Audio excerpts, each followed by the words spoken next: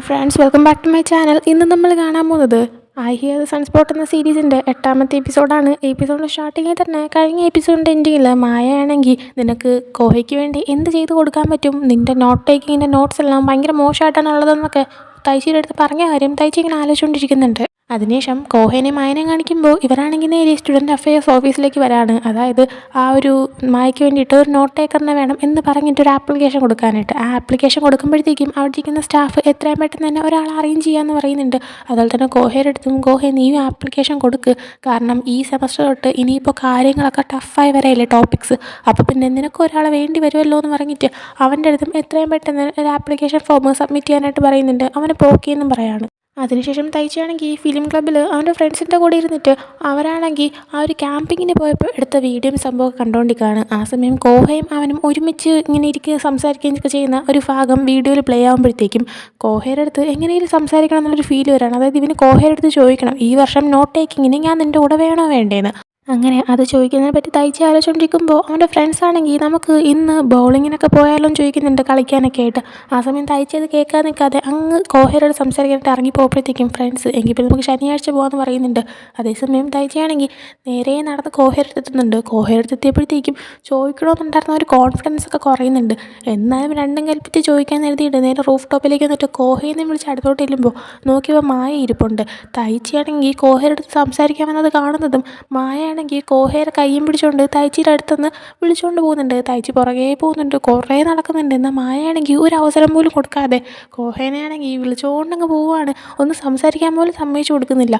അങ്ങനെ പിന്നീട് തയ്ച്ചാണെങ്കിൽ അവനോട് സംസാരിക്കാൻ പറ്റാത്തതുകൊണ്ട് തന്നെ ഫ്രണ്ട്സിൻ്റെ അടുത്തേക്ക് തിരിച്ചു പോയിട്ട് അവരാണെങ്കിൽ എങ്ങോട്ടോ നടന്നു പോകുമ്പോഴത്തേക്കും ഓപ്പോസിറ്റ് ഡയറക്ഷനിലൂടെ മായയും പിന്നെ കോഹയും നടന്നു വരുന്ന കാണുന്നുണ്ട്. ആ സമയം തയ്ച്ചാണെങ്കിൽ ദേ അവർ വരുന്നു എന്ന് പറയുമ്പോൾ ഫ്രണ്ട്സ് ആണെങ്കിൽ അല്ല മായ എന്താ നിന്നെ അവനോട് സംസാരിക്കാൻ സമ്മതിക്കാത്തത് എന്ന് ചോദിക്കുമ്പോൾ അതെനിക്കും അറിയത്തില്ല, എനിക്കും അറിയണമെന്ന് ആഗ്രഹമുണ്ടെന്ന് പറയാണ്. അതേസമയം അവരടുത്തെത്താറായപ്പോഴത്തേക്കും കോഹേനെയും കൊണ്ട് മായ പൊയ്ക്കളയാതിരിക്കാനായിട്ട് പെട്ടെന്ന് തന്നെ യോക്കോയുടെ കയ്യിൽ നിന്ന് അവൻ്റെ സൈക്കിളും വാങ്ങിച്ചിട്ട് തയ്ച്ചാണെങ്കിൽ അതും കൊണ്ടങ്ങ് ചവിട്ടി പോവാണ്. എന്നാൽ ആ സമയം യോക്കോ പെട്ടെന്ന് വിളിച്ച് പറയുന്നുണ്ട് തയ്ച്ച് അതിന് ബ്രേക്ക് ഇല്ലാന്ന്. എന്നാൽ അതൊന്നും കേൾക്കാൻ നിൽക്കുന്നില്ല. ആ നേരം കൊണ്ട് തയ്ച്ചാണെങ്കിൽ അതും കൊണ്ട് പോയിട്ടുണ്ടായിരുന്നു. അങ്ങനെ തയ്ച്ചാണെങ്കിൽ മായയുടെ അടുത്തും കോഹയുടെ അടുത്ത് എത്തുന്നതും തയ്ച്ച് ബ്രേക്ക് പിടിക്കാൻ നോക്കുമ്പോൾ നടക്കുന്നില്ല. അങ്ങനെ സൈഡിലോട്ട് കൊണ്ട് ഒടിക്കുവാണ്. അവൻ ചെന്ന് അവിടെ വീഴുന്നുണ്ട്. ഭാഗ്യത്തിനൊന്നും പറ്റിയില്ല. ആ സമയം ഫ്രണ്ട്സും അങ്ങോട്ടേക്ക് വരുന്നുണ്ട്.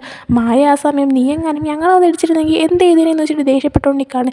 എന്നാൽ ആ സമയം മായ നോക്കിയപ്പോഴാണ് തയ്ച്ചിയുടെ ഒരു ഫ്രണ്ടിൻ്റെ ഫോൺ കവറിൽ മോസസിൻ്റെ പടമൊക്കെ ആയിരുന്നു ഉണ്ടായിരുന്നത്. അപ്പോൾ ഈ മോസസ് എന്ന് പറഞ്ഞ സംഭവം മായയ്ക്കും ഇഷ്ടമാണ്, ആ പയ്യനും ഇഷ്ടമാണ്. അപ്പം മായ നോക്കിയപ്പോഴത്തേക്കും അവളുടെ ഫേവറേറ്റ് ഇവൻ്റെ ഫേവറേറ്റ്. അങ്ങനെ പിന്നെ അവർ രണ്ടുപേരും അതിനെക്കുറിച്ച് സംസാരിക്കാൻ തുടങ്ങിയപ്പോഴത്തേക്കും മായ ഡിസ്ട്രാക്റ്റഡായി.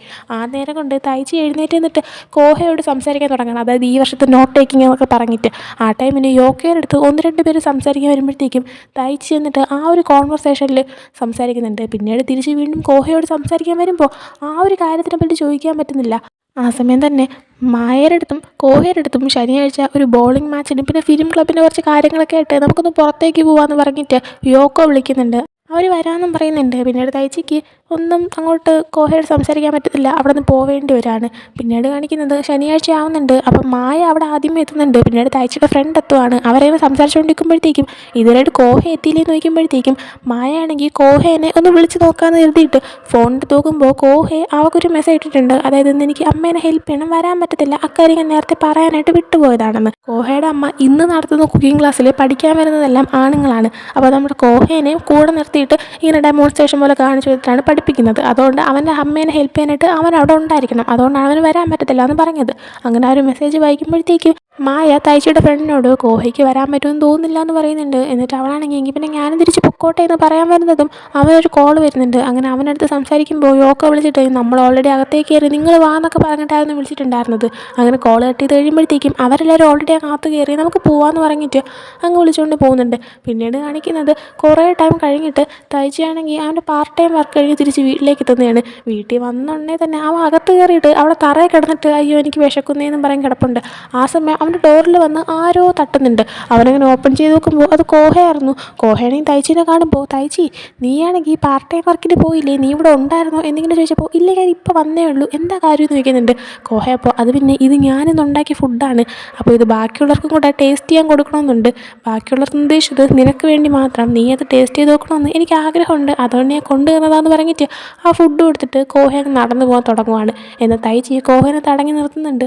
പിന്നീട് കോഹയും തൈച്ചിയും കൂടെ അവിടെ ഒരുമിച്ചിരിക്കുകയാണ്. കോഹ എന്നിട്ട് അവനുണ്ടാക്കിയ ഓരോ ഫുഡും ഇതാണെന്നൊക്കെ പറഞ്ഞിട്ട് തൈച്ചിക്ക് പറഞ്ഞു കൊടുക്കുന്നുണ്ട്.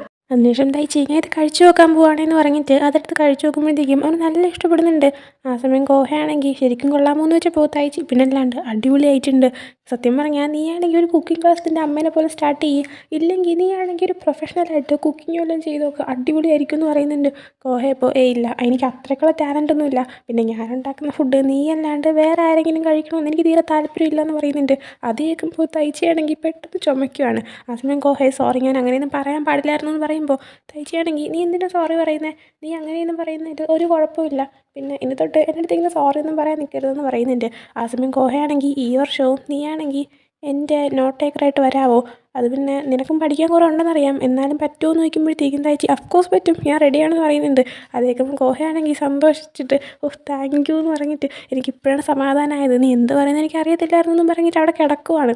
എന്നിട്ട് തയ്ച്ചിയുടെ കൈ പിടിച്ചിട്ട് താങ്ക് യു എന്ന് പറയുന്നുണ്ട്. ആ സമയമാണ് തയ്ച്ചിയുടെ മുത്തശ്ശൻ അങ്ങോട്ടേക്ക് വരുന്നത്.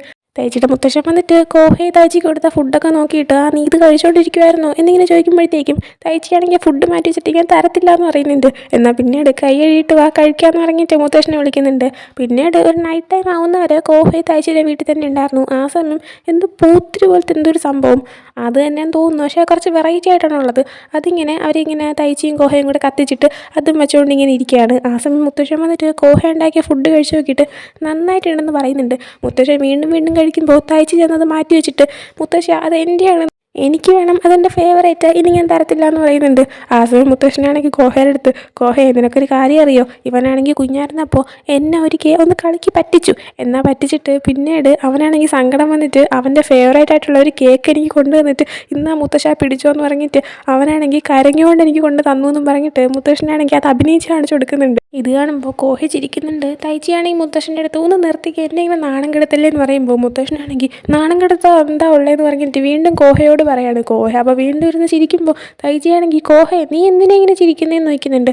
ആ സമയം കോഹ അല്ല അപ്പോഴുള്ള നിൻ്റെ ആ ഒരു മുഖം എനിക്ക് കാണണമെന്ന് ആഗ്രഹമുണ്ടെന്ന് പറഞ്ഞിട്ട് വീണ്ടും ഇരുന്ന് ചിരിക്കുകയാണ്. അതിനുശേഷം അവർ വീണ്ടും ആ ഒരു പൂത്തിരി പോലത്തെ സംഭവമൊക്കെ ഇങ്ങനെ കത്തിച്ചുകൊണ്ടിരിക്കുമ്പോഴത്തേക്കും മുത്തശ്ശനാണെങ്കിൽ ഒരു ഫ്രണ്ട് ഉള്ളത് വളരെ നല്ല കാര്യമാണല്ലേ എന്നിങ്ങനെ പറയുന്നുണ്ട്. അത് കേൾക്കുമ്പോൾ രണ്ടുപേരും കൊണ്ട് ഇങ്ങനെ പരസ്പരം നോക്കുന്നുണ്ട്.